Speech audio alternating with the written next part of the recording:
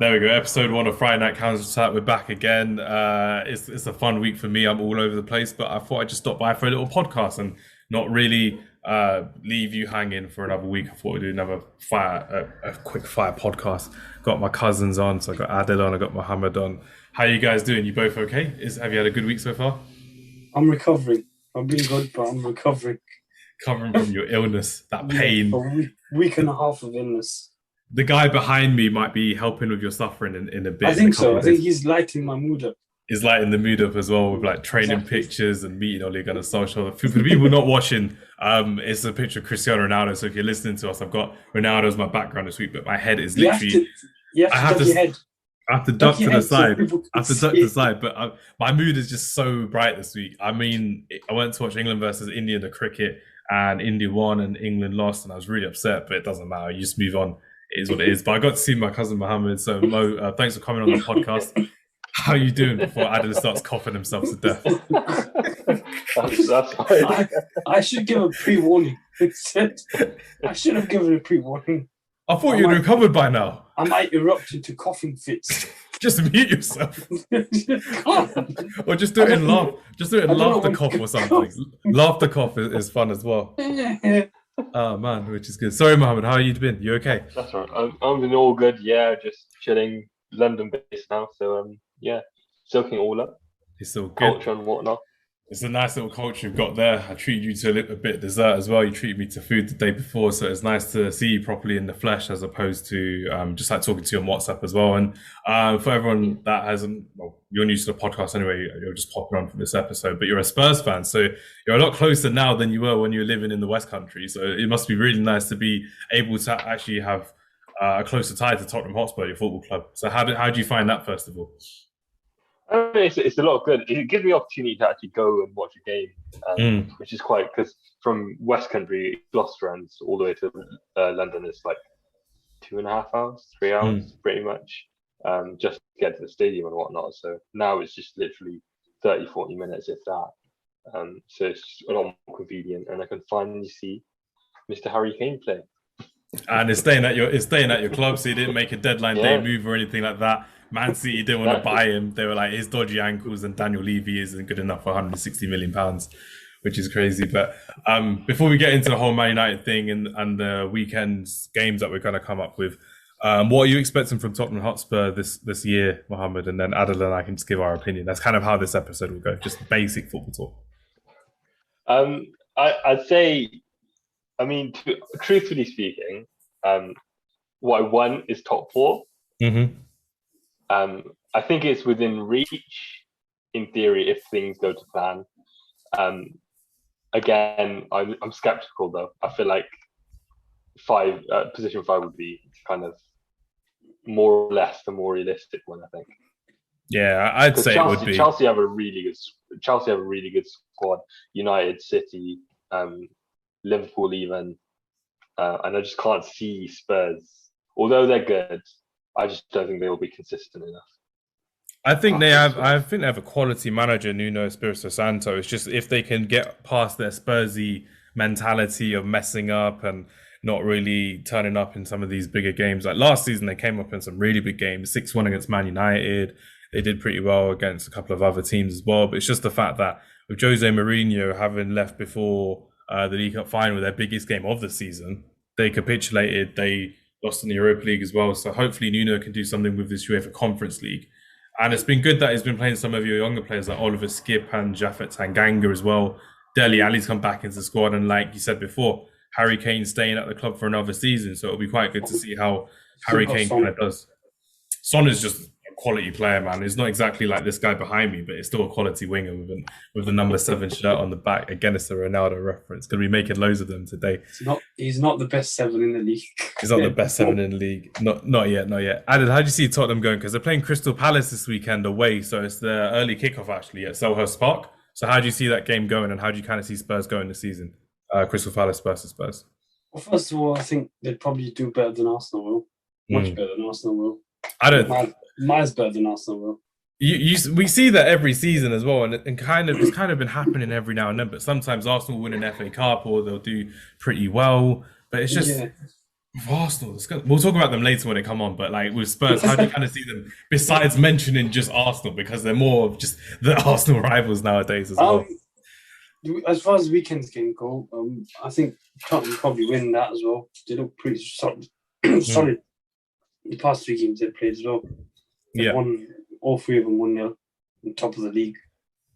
They look solid defensively. Obviously, they've got Kane coming back. He didn't really play much before the international break.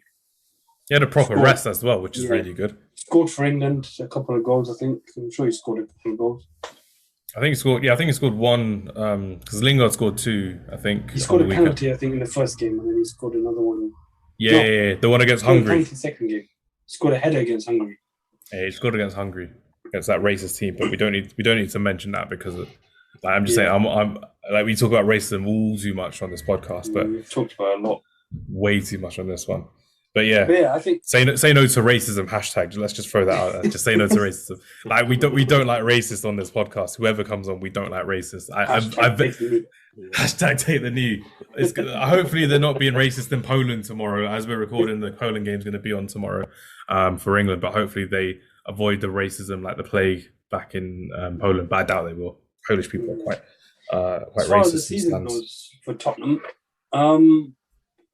I don't know if they can compete with the top 4 unless one of them really slips up. Yeah, I was saying 6 or 7 personally because I think Leicester will still be quite strong. Yeah, but Leicester's still there.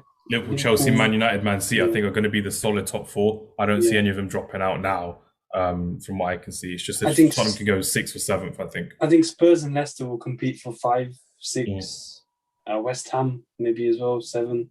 There'll be a sneaky horse in there as well. West Ham with the way they're playing. If they can keep Antonio fit, they're going to be very good. But what's your score predictions for the games on Saturday? So Crystal Palace versus Spurs. I'm going to go for Spurs 3, Crystal Palace 1. What do you guys think? Spurs win, Crystal Palace win. Mohammed? I think probably a 2-1 to Spurs. Because we've always struggled against Palace, and I don't know why. It's been one of those teams, I think. One of those bogey teams. I'm going to go for a 0-0 Spurs. Another 0-0. 0-0 for Spurs. Harry Kane, bottom corner finish. Mo, do you play fantasy football? I did last year. I haven't set my team this year. Can you? Is it too late? You can start it. Still do it. You can still do it. It's fine. Like you'll catch up. It'll be fine. You can. This is a nice little plug for me as well. You can join our fantasy football league for the Friday Night for Council podcast league. In that, I am 9th at the moment out of 23. So that's not great at the moment. My team is called Luke Kyle Walker in reference to Luke Skywalker, but I don't think Kyle Walker is that keen on Star Wars anyway. But for me personally, it's Arsenal versus Norwich when I have no players in either of these teams, so I don't really care what happens. But Arsenal, as Adam has said before previously, they're not in the best of starts this season. They're the complete opposite to Tottenham. Tottenham are top of the league, Arsenal are bottom of the league. Norwich are second bottom of the league, so whoever gets a point or 3 points will be off the mark for the season. I've never said this on like the podcast, but I don't feel sorry for Arsenal at all. Like, because like for me, like you guys know, I like to be neutral as a host, but like for me personally, like the way Arsenal treated like Ainsley Maitland-Niles recently, not letting him go on loan, they didn't treat Mesut Ozil properly. The whole China thing as well, they just got rid of him to Fenerbahce. That was awful. Personally, seeing that, and just the way that Edu is as their technical director, Arteta just isn't a man. They really should have invested in a proper manager once upon a time, but they didn't because he won an FA Cup. Mohammed, how do you see this game going? Arsenal could be another team if you wanted to go and watch them. If you wanted to, they have spare seats available at the moment. Stay away. You don't need to go to a theatre. You can watch a comedy show down the Emirates. Just be there like that kid in The Simpsons going, ha ha, just go down the road. Just be laughing at them and wear a Spurs shirt as well. Or Arsenal fan TV. Just be an Arsenal fan TV and pretend to be an Arsenal fan. We're over, Robbie. We're over. We're done. There's nothing happening for us anymore. Just make one of those more iconic quotes. Sorry, man. I don't like some of their fans' attitudes, thinking that Arsenal is still a good team or they still have a team good enough to compete with the top teams. I don't think they have. Yeah. I think that team isn't capable of competing for the top 10, let alone the top 4. I think they can make the top 10. They just need to get their act together and find a proper starting 11 because they just keep mismanaging all of these players. And they were the ones that spent the most in this transfer window as well. So back to you, Mohammed. How do you see this game going with Arsenal and Norwich? Do you see Arsenal winning or do you see Norwich causing an upset? I want Norwich to cause an upset, but I think that Arsenal will probably edge it. Yeah. It depends on, obviously, Norwich. If they're just going to do a Route 1 style of play. I feel like they'd struggle, Arsenal will. Yeah, because Arsenal they signed another right back as well. So their main player, like Todd Cantwell, who plays on the left or on the wing, he'll be trying to take on this new player if he does start as well, which will be quite good to see. But I don't mind Norwich. I think they're going to get relegated, but I think a draw is the best thing Norwich can hope for. I think Arsenal will get off the mark this weekend, because realistically, everyone should really be back from their COVID or their illness as well. And Amazon are recording them this year, like they did with Spurs a couple of years ago. So it's going to be fun to see how Arsenal actually do. I think Arsenal will win. I think it's going to be a 2-1 Arsenal win. Are they playing home or away? Arsenal playing at home. They're playing at the Emirates. Okay.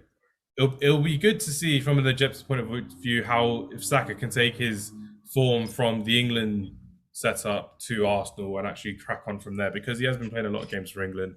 It'll be good to see how he actually does, and it'll be good to see if even the likes of Pepe or Aubameyang, Lacazette can cause an issue. But I just want to ask you a question: have we seen the best of Pierre-Emerick Aubameyang in the Premier League? And do you think he's going to get any better? I just want to ask you that question. I think Aubameyang is past his best. We've seen Aubameyang as the top scorer as the Premier League once upon a time, but I don't think it's going to. I think we've seen it, and that's it. I don't think he's going to improve. Or I think he's too old, isn't he? Yeah, I don't think he's going to get Arsenal to where they want to be. I don't think Aubameyang is the player to do that for Arsenal anymore. I think once he signed his new contract, I've not seen anything from him. Yeah. The only thing we saw was when we were in India and we saw Aubameyang score against Man United, and then he scores against Man United a penalty at Old Trafford as well. We're just there like Aubameyang just turns up for the Man United games, and he just hasn't helped Arsenal as much as the club captain as well this season, or last season as well. So it'd be nice to see Arsenal show a bit more fight, a bit more commitment, not just for the manager but for the fans and for their own personal pride. But I don't think we're going to see the best of Pierre-Emerick Aubameyang anymore. And it's not someone I'd like in my fantasy football team, but he's not someone that I feel is as threatening as he once was, going through on goal, wearing that number 14 shirt like Thierry Henry. I don't see anymore. Maybe we'll get a max of 15 goals out of him. I don't think he's going to get more than 15. Yeah, it'll be good to see, because they're not in the European football as well. So it's just literally just focusing on every weekend game coming up in the League Cup that they won 6-0. Domestic competitions. Yeah, exactly, which is it. Alan, how do you see the Arsenal versus Norwich game going? I don't know if Arsenal can get out of what they're in at the minute. I think they can in this game, of all the games, because remember they had City, they had Chelsea. And I see Norwich doing something against them. Yeah, I'm going to go for a draw, a 1-1 draw. 1-1 draw. Yeah, I'll go for a 1-1 draw with you, or a 2-1 Arsenal win. But Mohammed said that it could be an Arsenal win as well. Brentford versus Brighton and Hove Albion. This is where I think you've got two really good style of plays coming up. Brentford, they're quite a fun team to watch normally from the Championship. They've done really well in the Premier League so far, I would say, as well, drawing to Aston Villa, winning against Arsenal, obviously. We don't need to go too in-depth with this because I'm pretty sure none of our listeners are from Brighton or support Brentford. So quick prediction from me, I think it's going to be a 3-1 Brighton win, because I think Brighton have been playing very well this season so far. They have a player called Bissouma, who I think is outstanding, and we should have really put up the money this summer. I think Arsenal should have paid up the money, 50 million, to actually secure him in centre mid, because I think that's something that Arsenal lacked, and he could be a top 6 player anytime soon. He's Bissouma. Adil, how do you see Brentford versus Brighton going? Brighton are playing away. Brentford have started good. Brighton started good as well. Brentford have got a couple of good results, and they're obviously beating Arsenal. Then they got a draw against Villa. Yep. I can't remember who they played the other game. Forgot it. Never mind. But yeah, It doesn't matter. But I see that being a draw as well. it'll be a good draw. It'll be a 3 o'clock game as well. So it's gonna be one of those that you'll see on Match of the Day with probably a couple of goals, I think. So that's why I went for 3-1 Brighton. I think it'll be an entertaining game. Maybe a 2-2 draw we'll go for. Yeah, it's just Brighton with that XG to see if they can actually get some goals in as well. Mohammed, how do you see Brentford versus Brighton going? Is that a game that really interests you, or not really as much? Like, will you be out on Saturday thinking Brentford versus Brighton? Oh, what a game! Should I be watching this when I go back home on Match of the Day from my night out? No, no.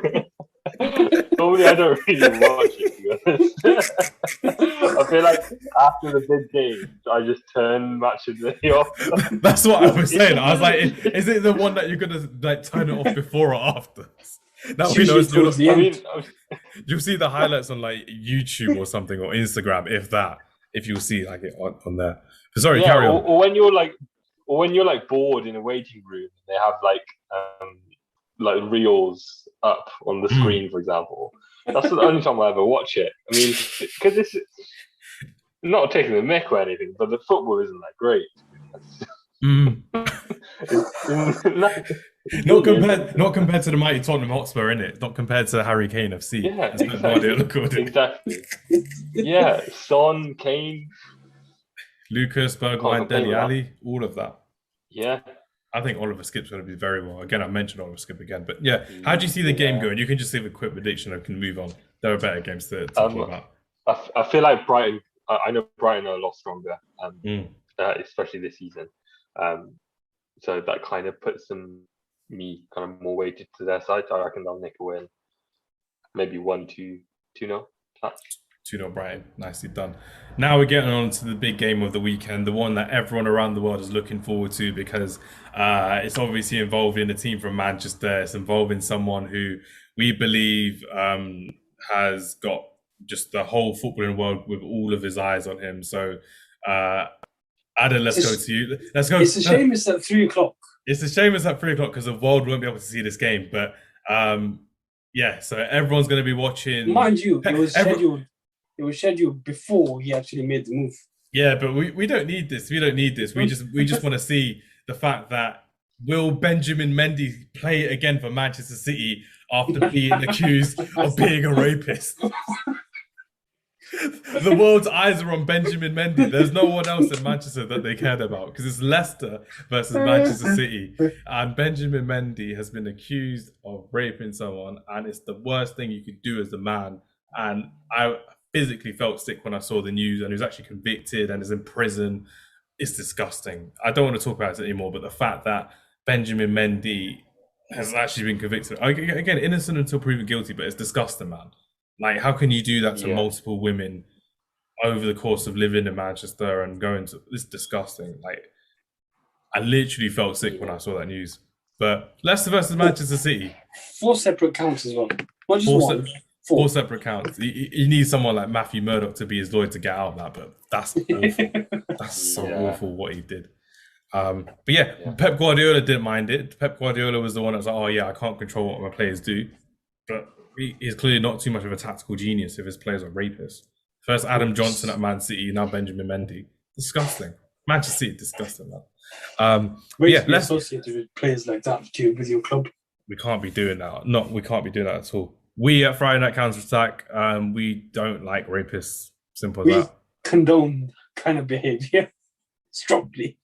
We're just like, no, just don't do that. Be nice to people. Yeah. #believe. Yeah. Don't go there. Leicester versus Manchester City. Let's go back to the football. Leicester, they're on flying form. They beat Manchester City already this season with a 1-0 win in the Community Shield. Iheanacho scoring against his old team. This is a game that, if I wasn't going to the next game that we're going to be talking about, that I'd be looking forward to watching. That should be like a Sunday game in front of like a Sky Sports channel type thing. It'd be something that I quite enjoy watching. Brendan Rodgers' football and Pep Guardiola's football for both of their teams. I think Jamie Vardy will score. He likes scoring against these big teams, and he's a big game player as well. But I think Manchester City are going to win this. I think it's going to be a 3-2 or a 4-2 win for Manchester City because they did start strong. Obviously not against Spurs, Mohammed Spurs, who beat them 1-0 I forgot who scored in that game. Was it Lucas or Son? Son, wasn't it? Son, wasn't it? Son, Yeah. But yeah, Man City with Grealish. I think Foden may be back. De Bruyne may be back as well. Then you got the likes of Jesus, who's been playing very well. But like I said, Leicester, they're always winning with a shout because they always turn up in a lot of these big games as well. And Leicester another team. Leicester another team that can beat City. They usually do. Been a bogey team for a few years. Do you see Jamie Vardy turning up? And do you see he will. Do you see this defense actually containing this Man City attack? Because it can be done. We've seen it the first game of the season. But how do you kind of see this, Adil and then Mohammed? First of all, they're playing at the Etihad, or they're playing here? They're playing in the King Power. There's another team playing in Manchester. There's another team playing in Manchester that weekend, that same time. Okay, yeah, that's true. If they're playing at King Power, I'm going to go for Leicester City win. Yeah, Leicester City fans. I see Leicester City. Well, I see Jamie Vardy doing something and celebrating like he has done the past 3 games. I don't know who he's going to copy or what he's going to do, but he will do something. You might do like a dive because it's like Jack Grealish. Maybe Jack Grealish just diving or just do something stupid like that. You'll go to Pep Guardiola and be like, "Don't hire any racists anymore, and don't hire any rapists with his hair." Something odd like that. But it's fun seeing Jamie Vardy like that. Mo, how do you see Leicester City this season? How do you see them probably rivaling Spurs to 5th, 6th position? Yeah, I mean they're strong. I mean, I think their best buy was Tielemans. To be honest, he's a wicked player. Yeah, honestly, such a wicked player. He was kind of that final piece in the puzzle, I guess. And they're just so much stronger. They were so much stronger last season. And I feel like they'll continuously be that. So again, they will challenge quite hard, I think. It'll be good to see Leicester, especially in the Europa League as well.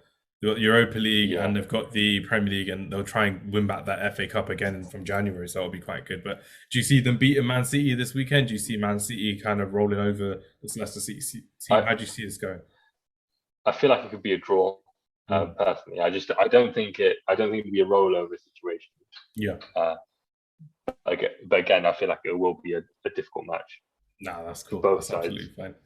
But yeah, I'm going for like a 3-2, 4-2 Man City wing. I think Leicester City will start off well, but Man City will come back with the onslaught. I think Pep Guardiola has got his final piece in the puzzle with Jack Grealish, another attacking creative midfielder.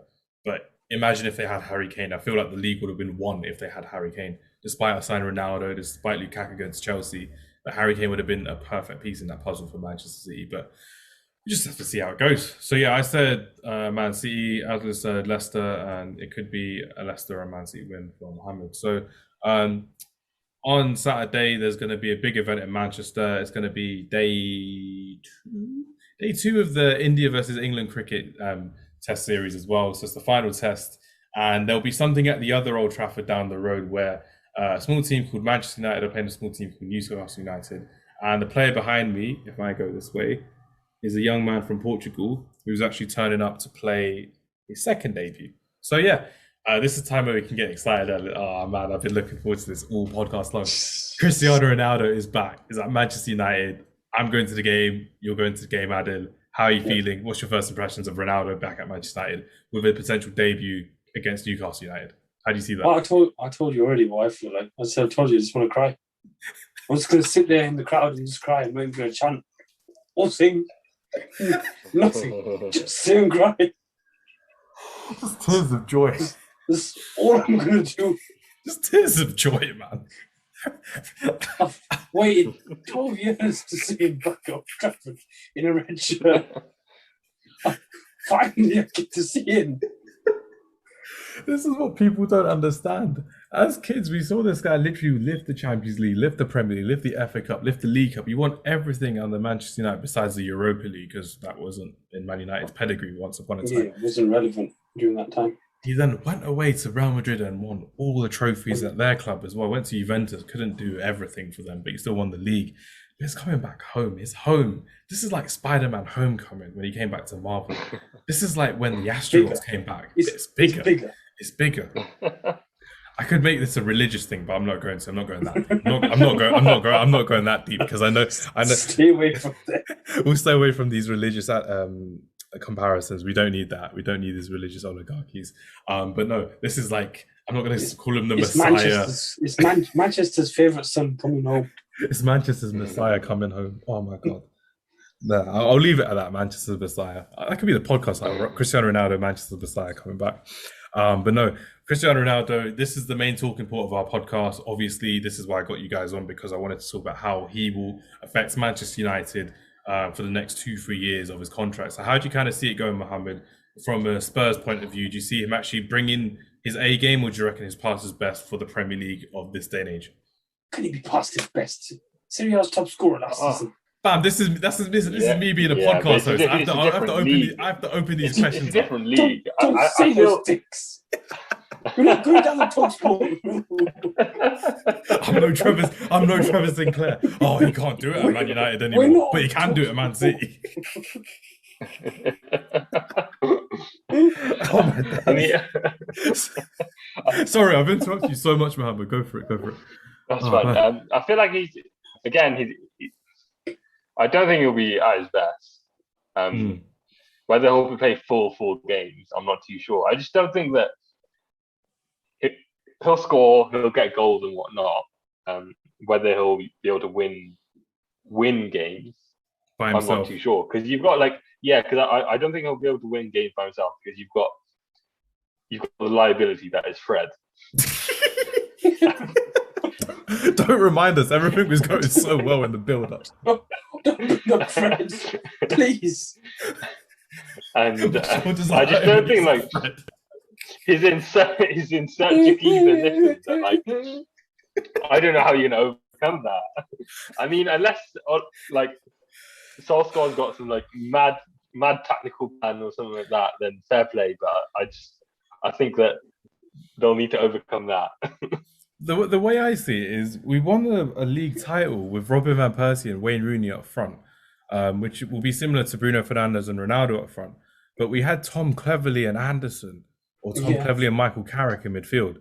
So Tom Cleverley, he was one of the players, if you didn't know, or for the listeners that didn't know, who had 35,000 people sign a petition to get him out of Manchester United because he was that bad.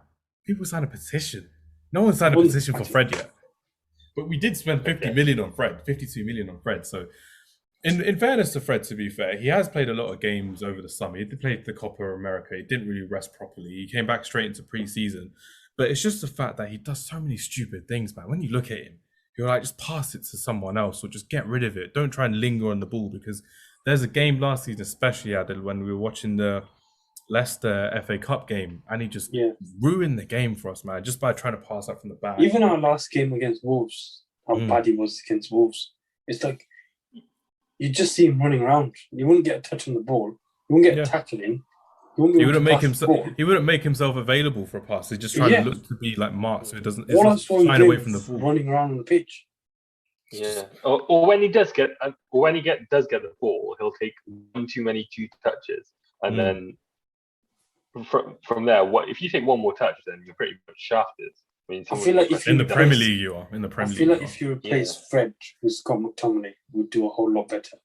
It's just one of those things, isn't it? Like with Varane as centre back now, we may be able to get away with it, like we did against Wolves. We had a clean sheet because Varane was very good. He was helping Wan-Bissaka out, and Maguire seemed a lot more. Maguire seemed a lot more calm as well. Matic is. I feel like Matic is past his best. I know he's old and he's got legs are getting old, but I still think he's better in that position than Fred is. Yeah, I still think Van der Beek could be playing as a number 6. I think Van der Beek. I don't see why Van der Beek is just like being held hostage in Manchester on the bench forever. Like, I know people are like, oh yeah, as a footballer, he's getting a good wage, but he's not playing. It's awful to be not playing as a professional footballer. Every footballer wants game time. I feel like if he doesn't get game time this season, he should be going, because he was a very good at Ajax. Well, let's see. It was a fun player to watch at Ajax, man, and it was he's been promised game time. So I hope he does well, Van der Beek, because one player who didn't really care much about his career and just stayed for the vibes was Jesse Lingard. So my friend sent me a meme recently that Jesse Lingard to go to West Ham so he could vibe with Ronaldo, Sancho, and Rashford. That's what he wants to do. You just know that's what he wants to do. Jay things with Ronaldo just like that. It's gonna happen. We're gonna see that happen. It's gonna go with Ronaldo. Imagine Ronaldo and Lingard celebrating at the Stretford End. That's going to be mad on Saturday if it happens. You know, if Lingard's on the pitch, they're going to celebrate like that. You just know. It's going to be crazy. But yeah, more about Cristiano Ronaldo. How do you see him playing in this Solskjaer team? Do you see him being the left winger, right winger, striker? Because I think he's going to be a striker, but I know at Juventus, he didn't really like being that central striker because they rather played as a 2 or he played as a winger. So I think it's going to be quite good to see how Solskjaer does this because I want to see him as the number 9 personally. Doesn't have to do too much running when you've got the likes of Sancho and Greenwood, who's been very good this season. Mason Greenwood scored all the goals in all the games so far. 3 goals in 3 games, sorry. It's been very good to watch. But for once, Graham Souness was right about Man United when he said Mason Greenwood was a star. So that's going to be good. Adam, how do you see Cristiano Ronaldo going in this team? Do you reckon they'll change the system? Do you reckon it'll still be 4-3-1, 4-2-3-1? I think he'll still play the 3 up front. But I do think that he might interchange. So they'll start with Ronaldo up front, but he'll interchange and he'll come off from the left. He'll swap, go through the middle, maybe come through the right as well. Yeah, I don't think there's a fixed position where you can play Cristiano Ronaldo. Because I think it'll be one of those things that because he brought it to the team. Remember, as a youngster, he was the one that was like, I don't like it on the right. I'm going to move to the left. And Ryan Giggs and Fortune, they were just there like, what are you doing on my side? And I just want to try against this defender as well. So it'll be good to see. The one player that I want to see him play together with is Edison Cavani. I want to see how those 2 play together. 2 legends of the game, 2 absolute legends of the game, Cavani and Cristiano Ronaldo. I'd want to see Solskjaer start with those 2 up front and then have 2 wide wingers out. I would, because Newcastle play with 5 at the back. So when you play a 1 striker against a 5 at the back, you've got 3 centre backs occupying you and your space. Having Cavani and Ronaldo, you got those 2 quick wingers outside, putting the ball in for them 2 in the box. It's like, you know. Don't forget the fullbacks as well. Luke Shaw and Wan-Bissaka. They're going to be whipping their crosses in. Hopefully Wan-Bissaka gets better at his crossing and first time delivery. That'd be brilliant. But Mohammed, I have a question for you. I want to know from yourself. Realistically, how does this look to the rest of the league? Do you reckon this could be something that changes Man United's position in the league, or do you still think they're 1 position short from actually winning a title or winning the Champions League, perhaps? Do you reckon this wins trophies for Ole Gunnar Solskjaer? I don't think it does. Yeah, I don't think it does. I think that it gives them a good stab at it. I just don't think it does. I don't think it can materialize. He didn't necessarily. Juventus, they always struggled, didn't they? Or they won the Serie A, didn't they? Last season they didn't. They lost it for the first time in 10 years to Inter Milan, but they still won a trophy, the Coppa Italia, so they still won that, which is fine. But it's just the fact that the season before they won it, when he was there, and the season before they won it as well. I don't get how people say Ronaldo's past it, or Ronaldo's this, or Ronaldo. He was better than Lukaku last season in Serie A. Scored more than anyone else in Italy last season. Exactly, and Lukaku was supposedly the best striker. So why do people say Lukaku's going to come to the Premier League and tear it up, but Ronaldo's not? I think Lukaku's an amazing player. I really do, and I liked him when he was at Man United. I will always stand by that. He is. But why not Ronaldo? Just like you said, they just think, he's 36, he's coming to the league, he's not going to do it. But they see Messi going to PSG, and they're like, oh yeah, it's amazing, it's wonderful for going to PSG. Well done, Messi. People forget that Ronaldo already did it in the Premier League. He's already torn it up in the league. He became the best player in the world in the Premier League at Manchester United. And then he went to Spain and tore it up there. And then he went to Italy and tore it up there. So what's to stop him coming back to England? And he did it with Portugal as well. But we're not going to turn this into a Ronaldo versus Messi debate. We don't need to do that as well.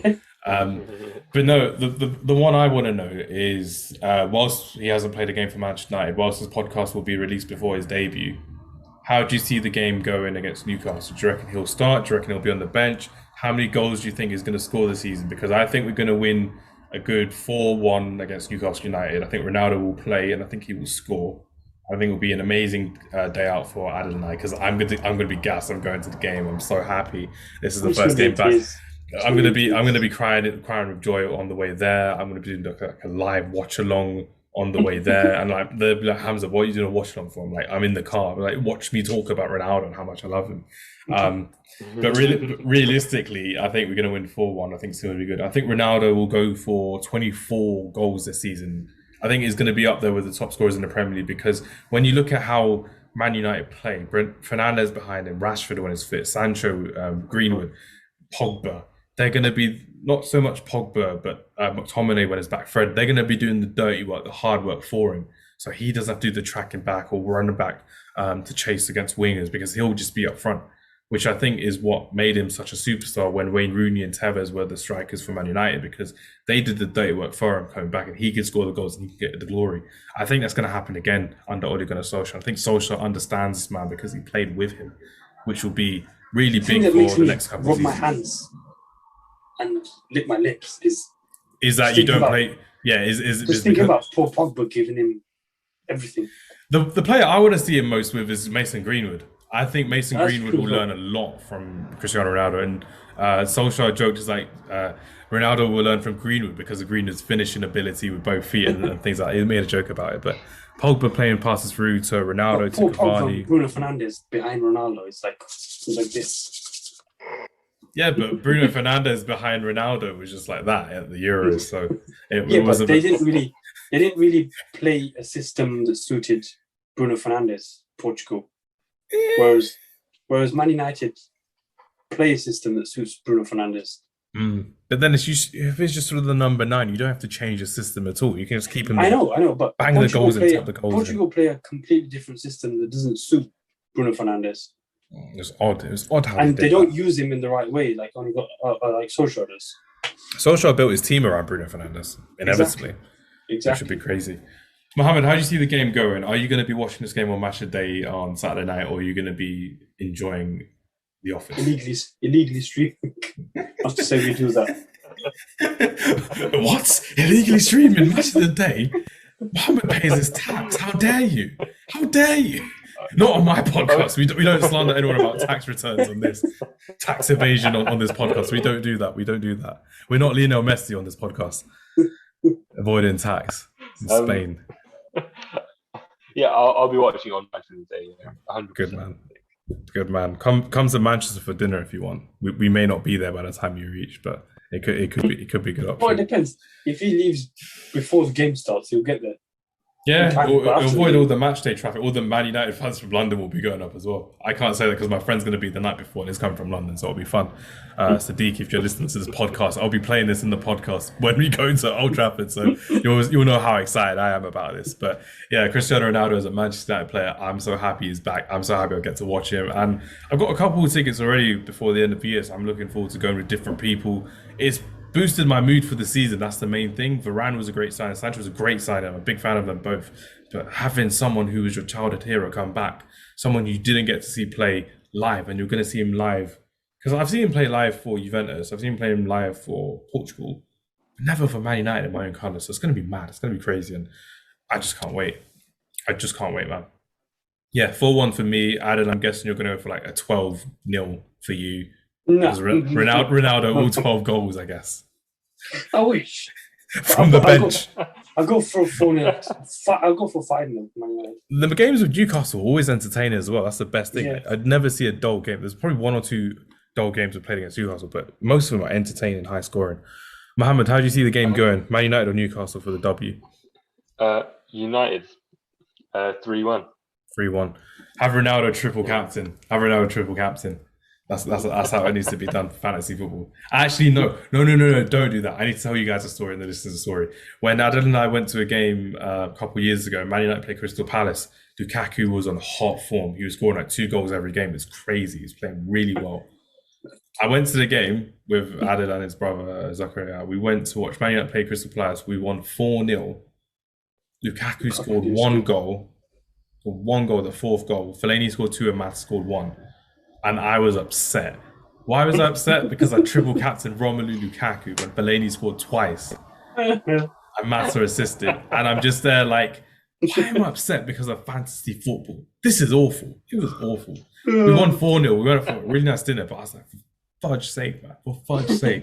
I'm not swearing on my podcast, but like, for fudge's sake, I'm getting angry with fantasy football. So more I was like, about fantasy football than the game. I was like, I'm never doing that ever for the rest of my life. Getting gassed about fantasy football because of a player. But moving on about fantasy football, Southampton are playing West Ham United. So Southampton, I think, will lose this game against West Ham United. I think West Ham, they had a great game against Leicester.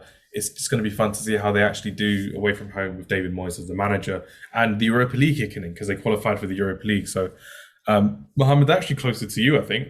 Stratford, the Olympic Stadium's near where you're living. I'm not going to disclose your location because I don't want anyone hunting you down via the podcast. So how do you see the game going for West Ham and Southampton? Southampton are at home at the St. Mary Stadium. West Ham are on fire at the moment, aren't they? I definitely think that West Ham could edge it. I think, it'll be close, I think, for both teams. But I think, the 2-1 to West Ham. Yeah, I'm going for a 3-1 West Ham United. Again, all these predictions I'm not going to put on the social media pages because I know for a fact we're probably just going to lose. So many people following us, they'll be like, oh, you know nothing about football. But you can never really guess with football predictions. That's the thing. It's very odd to go for it. But I think West Ham are going to win. I think their attack is very good at the moment. I think they've strengthened really well. So it's going to be good to see how they do. Because they signed Kurt Zouma as well, which is a really good centre-back signing. I'd never thought he would have gone to someone like West Ham. I thought he'd be good enough for a Champions League team personally, but he's gone to a Europa League team. How do you see the game going, Adil? Well, they've got Antonio, who's on hot form. I see West Ham winning 2-0. 2-0. Because Southampton did well against Man United the last home game they played as well. They did very well. West Ham breaking them down and getting a couple of goals. Antonio probably scoring again. Yeah, it's just about how Adam Armstrong can get through this team and Che Adams can get through this defence as well. If Zuma actually starts, if it's going to be Dawson again starting from the back, we're going to see how it goes. But again, the last 3:00 game of the weekend is Watford versus Wolves. I think it's going to be a straightforward Wolves win. They haven't really done well this season so far. They've been unlucky in a couple of games. People complain about the Ruben Neves foul from Paul Pogba, but Ruben Neves went over the top of Bruno Fernandes's foot, so no one was talking about that instead. But Graham Souness and everyone who anti-Pogba and anti-Man United were talking about it as well. So, Mohammed, how do you see the game going between Watford and Wolves? Do you think? I'm not going to say anything. Just Karen, how do you see Watford and Wolves going? I think it's definitely a Wolves win eventually. I think, because they've had it's a ridiculous stat in terms of how many shots they've had this season and just haven't converted whatsoever. Because I'm not a big fan of Adama Traore. Like, you know how everyone gets gassed over Adama Traore because he's big and hench and he just looks like he should be an American footballer. He doesn't do anything on the pitch besides dribble and run. He hasn't got end product, has he? He's got nothing. He's like Daniel James. Yeah, like Theo Walcott. Just runs. Theo Walcott had a couple good seasons, but he was playing for a big team like Arsenal at the time, and he's scoring and assisting. He did like 25 goals in a season once upon a time. But you're looking at this guy with pace and power, and you're thinking, over the last 3 seasons, he's not improved. I said it on our last podcast to Salim, who's on, and we just literally just there like, he hasn't improved. If he had the shots and ability for passing, he'd be one of the best players in the league. Be like Son. But Wolves wanted 100 million, didn't they? Yeah, imagine being ripped off for 100 million for someone like Daniel James.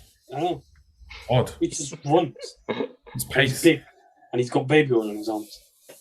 Like The Rock. It is literally just like a celebrity footballer, Adama Traore. Yeah. His hair looks good as well. But no, I think Wolves will get their first win of the season. Raul Jimenez and Trincao, who make up the rest of the attack. It'll be good to see how they do because Trincao is on loan from Barcelona. And I think it's going to be fun to see how he does this season because he does dribble well. He does score and assist a couple of goals. And it'll be good to see how he does personally. But where do you guys see this game going? Because I think it's going to be a Wolves 1-0 win against Watford. I think Wolves have created plenty of chances. They just haven't scored any goals yet. Once they get a goal, I think the goals will come for them. Because it's not like they're playing badly. They're playing well. They're creating chances, plenty of chances to put in the back of the net. I think so too. They just need to take one of the chances and goals will come for Wolves. Yeah. Even if it's they're like playing, a bumble. They're playing very different to how they played under Nuno Santos. Nuno Santos. Nuno Gomez used to be a footballer for Portugal, for those listening. If you remember him in Euro 2004. So did Nuno Santos. Nuno Espirito Santo. Goalkeeper for Porto. Trust me, he's under Jose Mourinho. They play very different to how they played under him. Under him was very, pragmatic, defensive. They play the same formation as well, but they're going for it a lot more. This is more... The wingers are finding space in the middle of the pitch, which is really good to see as well. Like the wingers have more creativity on the ball, and Neves and Moutinho don't have to track forward as much as they need to track back, which is good. They've got more control in the game, I thought, and they did that really well against Man United. They should have beaten us, but they didn't. They should have. They really should have. Yeah. They just didn't put the ball in the back of the net. So I think once the goals do start, they'll flow for Wolves. I think when Jimenez is back on form, no one's really going to complain about that at all, because Jimenez, besides his horrible head injury, he was a great striker, and there's going to be someone that will carry on doing it for Wolves. But yeah, I think Wolves will win. Hamz, did you want Wolves? Wolves for Adil. Clean sweep for Wolves, which is crazy. Final game on Saturday. Then we've got 2 more before the weekend's over. Chelsea versus Aston Villa. We have Salim. Salim's an Aston Villa fan who's not on the podcast today. He was away like I was, but the fact that Aston Villa have lost Jack Grealish, but they've rebuilt their squad. So they've got a couple more players here and there. Danny Ings coming in, Buendia. It's going to be fun to see how Dean Smith rebuilds for Aston Villa. But to me, Chelsea... He might be suspended. Well, he might be not playing because he went away with Argentina when he wasn't meant to play for Argentina. Yeah, Buendia and Emi Martinez. Apparently they're going to be okay. Did you hear about that, Mohammed? Yeah, and it was Lo Celso as well, wasn't it? Yeah. Oh, and Romero as well. Man just ran on the pitch and it's just like, oh no, you lot can't play. You lot can't play. God, it's so odd that, because they took a private plane and everything from like London to Buenos Aires, which is crazy. But no, if he does, they have to quarantine though. That's why I'm saying they might miss the game. Did you notice how Ronaldo had to quarantine when he came from Portugal, but Saul Niguez, who came from Spain, was like didn't have to. Ironic, no? Ironic. Yeah. This is where I cue the X-Files music on the video clip. I just need to find it from somewhere. But Chelsea, for me, they're the favourites for the Premier League, in my opinion. I think Thomas Tuchel has built a fantastic team. When you look at that squad, bringing in Saul Niguez on loan is a fantastic move. I think Manchester United should have gone for it. But when you look at Manchester United transfer windows, we did everything but a midfielder, and that's all I can ask for. We did most of the thing. Diogo Dalot coming back on loan as a right back would be a lot better for us as well than Brandon Williams were. He's a lot better attacking than Wan-Bissaka's Diogo Dalot. Yeah.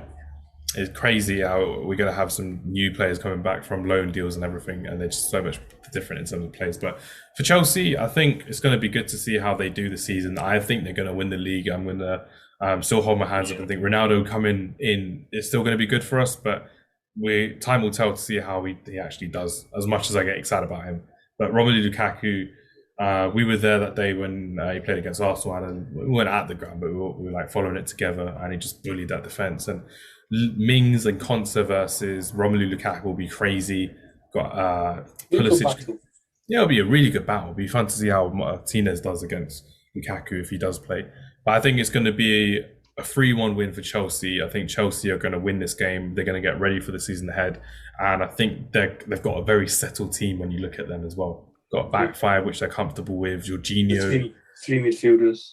Jorginho, Kante, Kovacic, and Saul now as well. So you've got the best centre midfielders in the league for me, in my opinion. And that's kind of how I see it. I think Aston Villa won't have enough to stop Chelsea on their rampant form going forward. They're not on the best of forms, but I think they are going to win the league. Mohammed, how do you see Chelsea going? That's another team in London you can visit. Good restaurants around there as well, if you want to go out next week. Yeah, I mean Chelsea. That's so random. I'm so sorry, but I'm just like, if you want to go for dinner, we won't go for dinner by Chelsea, but we'll go like in that area. It's quite fun. Sorry, carry on. Yeah, Chelsea have a very, very strong squad. I think the league pretty much won either by Chelsea or City this year, I think, in my opinion. But yeah, I mean, definitely in there. Maybe 2-3-0, I think. No, that's decent. How do you see the game going? Chelsea or Aston Villa? They will do better than what most people think they're going to do. I think Danny Ings has been playing very well for them. They've also... Ashley Young's there as well, the legend. Yeah. They've also done very well defensively, so what I've seen of them so far. Also, their midfielders, they have done pretty good. But I still think Chelsea will win. Maybe 2-1 Chelsea. Chelsea win. That's true. And then we've got Leeds versus Liverpool. So it's 2 rival teams of Manchester United, and it's going to be fun to see how. Don't care. They can both lose. 4:30 game. Yeah. I think Liverpool win 1-0. We don't have to review this game because I don't know. It's at Ellen Road. It's like Leeds are just they're a fun team to watch. But I watched that Leeds documentary again recently on Amazon. I don't know if you guys have seen it, but it's just like so crazy how their fans are and how the team is done up for Bielsa. We haven't yet seen a full Ellen Road in the Premier League. It's going to be mad. Tomorrow we'll see it against a big team. Again, what? Not tomorrow. Sunday. Sunday. Yeah. But yeah, Sunday we'll see. It'll be good. If I can be bothered to watch it, it'll be on Sky Sports. It'll be fun to watch. Yeah. But I think Leeds will put up a tough fight. But I think Liverpool are going to win. They'll give Liverpool a good game. I don't know. I think it might be a shock. I'd like to see a 5-4 game. I think it's that kind of game where they both play rock and roll football, open football. Daniel James will play for Leeds. It's just how how he does. Like Mohammed, how do you see Bamford versus Van Dijk? Personally, for you, how do you see Bamford versus Van Dijk for you? I think Bamford won't have enough to take on Virgil van Dijk because remember last season they had a 4-3 game at the beginning of the season where Liverpool won at home, and it's going to be fun to see how Mohammed. Even though I said 1-0 to Liverpool, I think Bielsa will really go for it against this Liverpool side because he can get through. Daniel James, a new 30 million signing from Manchester United, who was unfortunately replaced by this man right here, Cristiano Ronaldo, as the winger. It's going to be fun to see how he plays because they've wanted him for quite a while as well, Leeds United. So they've wanted a Daniel James in that team for quite a while, which I noticed from the documentary. But I see Liverpool win personally. Adil, how do you see the game going? Do you reckon it's going to be a Liverpool win or a Leeds win or a draw? I see Leeds causing an upset. I think a full Ellen Road will push them on. Vibes upon vibes. Yeah, I see Leeds winning. Don't know. It might be a crazy game, like a 3-2 or something like that. Leeds has good restaurants as well. There's the Trinity Kitchen, which is good to go to eat. Leeds has plenty of good restaurants. Yeah, and then you're near Bradford as well, where you're we should know. You two would know more than I would after you spend time in there as well, which is good. But Mohammed, how do you see Leeds versus Liverpool? I'm not sure if they're strengthened enough, to be honest. Who Leeds? And I feel like they've been sussed out in terms of their play. Liverpool have been sussed out. They were sussed out by Fulham last season, by Brighton last season. Liverpool, either. Yeah. It'll be good to see how they change it this year as well, because they've got Kunate in, their centre back, who hasn't really played yet this season. So it's going to be fun to see if they've actually done anything differently. But the team is quite unchanged from what it's been the past 3 seasons. It's just Thiago's settled in. Wijnaldum's left. Jota's still in the team, which is good, I'd say. Yeah. But funny how they haven't really, because when you look at trying to bring in new players like Minamino, he doesn't get into the starting 11 at all. No. Milner's left. The same for Shaqiri. Lallana's left. Shaqiri's left. And you're just thinking they're not going to buy any players besides someone of top tier quality to try and push these 3 attacking players. Jota's done it for Firmino, but Mane and Salah were just overrun last season and just overworked, which with the African Cup of Nations coming up back in like January as well, they're going to be out for a couple of months as well, depending on how their teams do it, a month at minimum, I'd say, which would be crazy. And if COVID still applies, they'll still have to quarantine when they come back, which would be mad. So that's why I don't think Liverpool will be in the title hunt, because they'll have a disruptive season, but I think they'll still be in the top 4. I think they're going to be challenging on all fronts this season. Not the FA Cup, because Klopp couldn't care about these domestic cups. He wants the big trophies as always, the Champions League and the league as well. Final game to review, and then we're just going to talk about life. Everton versus Burnley. They've started really well under Rafa Benitez. Demarai Gray, £1.5 million signing, has been doing very well. Scored a couple of goals. Andros Townsend, another good signing. And I think Everton's made a deadline day signing as well. Did they add it? I can't remember correctly. Who did they sign? They signed... No. I know they signed Demarai Gray for me is they signed. Rondon. They signed Salomon Rondon. Oh yeah, Salomon Rondon. Yeah, they got him back again. I'm not sure if it's deadline day then, but again, Gylfi Sigurdsson, we don't like what you're doing. We don't like what you've done. You shouldn't play football ever again. You're a very bad man if you're convicted, but I'm pretty sure you're convicted anyway. We don't know. We don't know if it's true. We don't know if it's true. We have no idea yet. But I know Ronaldo would not want this to happen. So if Ronaldo doesn't want this to happen, we at Throwing That Couch for that do not want this to happen, which is fun. But realistically, I think Everton will win. It's Burnley away. No, Burnley are playing away. I think Everton at home. They should win. It'll be good. They have Demarai Gray, who looks a steal at £1.5 million. It's quite nice, really, because you're looking at it and you're thinking he's at Bayern Leverkusen for a couple of years. He was at Leicester. He's a title winner with Leicester as well. Yeah. So it's going to be good to see how we really end up doing it. And if we really end up seeing Demarai Gray being one of the steals of the season, fair play, because he's done very well to start the season off. It's just, remember last season when they started really well with Hamz Rodriguez, Iwobi, with Charleston. They just died off. Ancelotti in charge. I don't want that to happen. So it would be nice to see Everton kind of challenge for. But I say this every season with Everton. It really annoys me, man. Under Martin, I think Rafa will do well with Everton. It's just, you look at them. Ancelotti, you thought we were going to do well with Everton. They don't challenge for cup finals anymore. They don't go. I don't think Ancelotti was the right fit for Everton. He was too big. He was too big of a manager for this he's team. Grade A. He's a Grade A manager. He's used to Grade A. He's a Grade A club. He managed this. He managed. Ancelotti managed guy. this man to the Champions League title. Another one right there. He managed Champions League Varane to his first Champions League title as well, which is crazy. Mohammed, how do you see the game going? Everton versus Burnley. Burnley are playing away. They did decent against Leeds as well in their last game as well. How do you kind of see it? I think, it's a Everton win, to be honest. I think it's quite, I just think the strengths there. They become very apparent, I think, especially with Burnley. No offense to any Burnley fans out there. I don't think any Burnley fans would listen to Friday Night Council Attack. They're too racist. They're too racist for our liking. It's a very racist club, Burnley Football Club. Like they signed a player, Cornet from Lyon, and a couple of the fans were saying, "Oh, is he from Ireland?" Because they looked at the flag, the emoji, but it is the Ivory Coast, the same color scheme, like orange, white, and green, and just like, this is crazy. Like, they're the ones that don't. They're the ones that like boo taking the knee. I'm just there like, I really want Burnley to get relegated once and for all because they just survive every season. They're just like something that would. Sean Dyche should go to a club like Arsenal.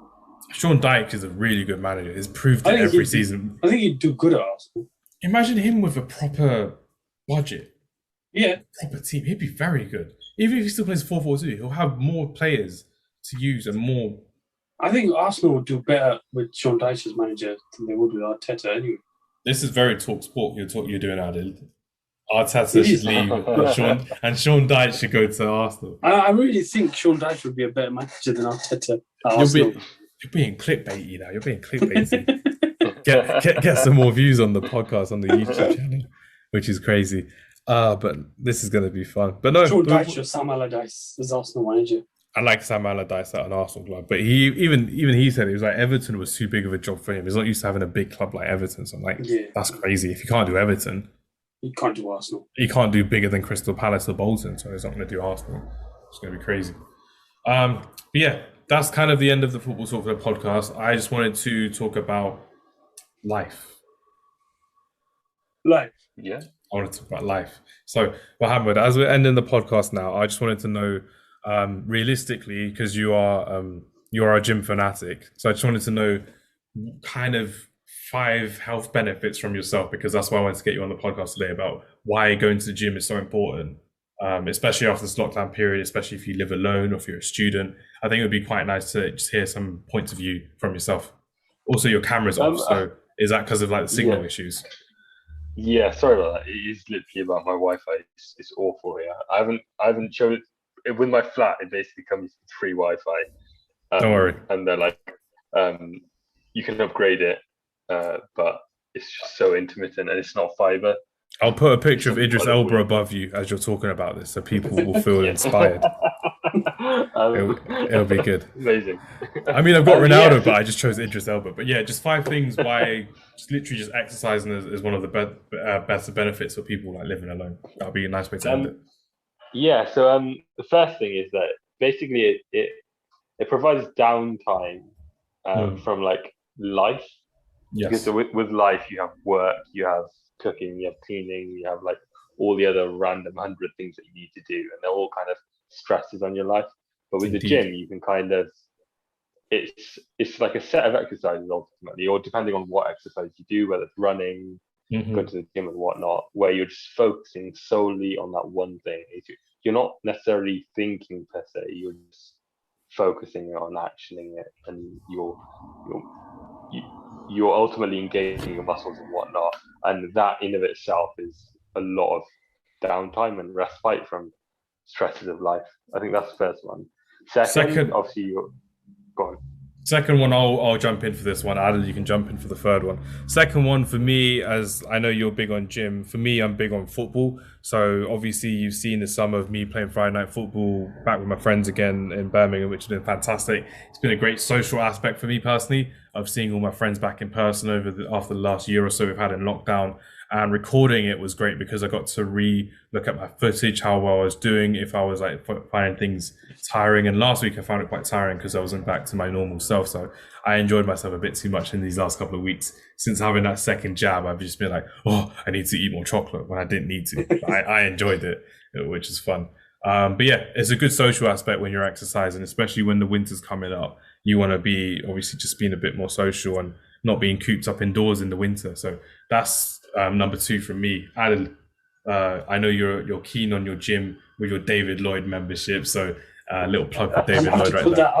I have to put that out. Don't worry, I'll come to play tennis sometime soon. We'll play tennis sometime soon. We'll arrange a date. I think mentally it's a good, it's good to shut everything else off that's going on in your life. Definitely. Go, if it's the gym, swimming, playing tennis, I don't know, relaxing in the spa.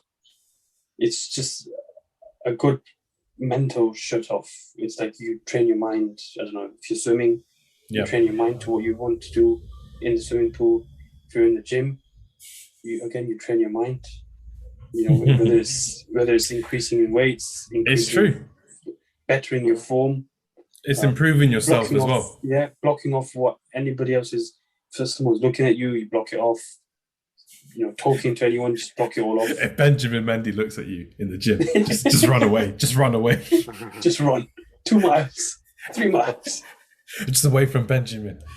He's looking at you in a different way. We don't want that. We don't want that from Benjamin.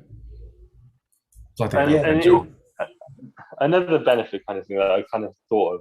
Number 4, go for it. Yeah, it's quite. I don't know if it's vain or not, but basically, go to the gym. You look good. You feel good. You perform good. Just in general life. And self-worth. You call it self-worth. Like self-worth. Confidence. Yeah. Confidence. Yeah. Build your self-esteem in different ways. Yeah, and it helps so much. Genuinely does, because you just feel so much better, and you don't get annoyed by small It things. kind of ties in with the mental aspect as well. Definitely does. Where, someone who's very short on confidence or has low self-esteem. Yeah, because way to build it up, and work away at yourself. Forget everyone else. Just work on yourself. You doing you with your self-worth, which is crazy. Yeah. And number 5 for me is basically the fact that when you're looking at everything that you're doing in your life, and like Mohammed said, it's literally just improving yourself. And when you're looking at where you want to be in your life in the next 5-10 years, I believe exercise has a big part in literally just everything in life now. Because over the last year or so, since I've been playing football, I've been playing basketball, playing cricket, been running. I'm not too keen on weights, to be fair. I don't think weights is for me at the gym. But realistically, when you look at little things like how well you sleep, the type of things that you eat, what you cook, what you like to cook now, and especially during lockdown when I didn't want to go out for takeaways or do anything like that, it'd be easier to just cook healthier things, because I know for a fact that when I'm going back to football, and when I did, it would benefit me. So like, I'm playing football on Thursday, we're recording this on a Tuesday night. I know for a fact for the next couple of days I won't have anything spicy, because it's going to benefit me when I'm playing football, and I'm making things a lot easier for myself. And when you're swimming, Adil, and when Mohammed's going to the gym 2-3 times a day like he does, which is ridiculous commitment, and I applaud you for that. It's great.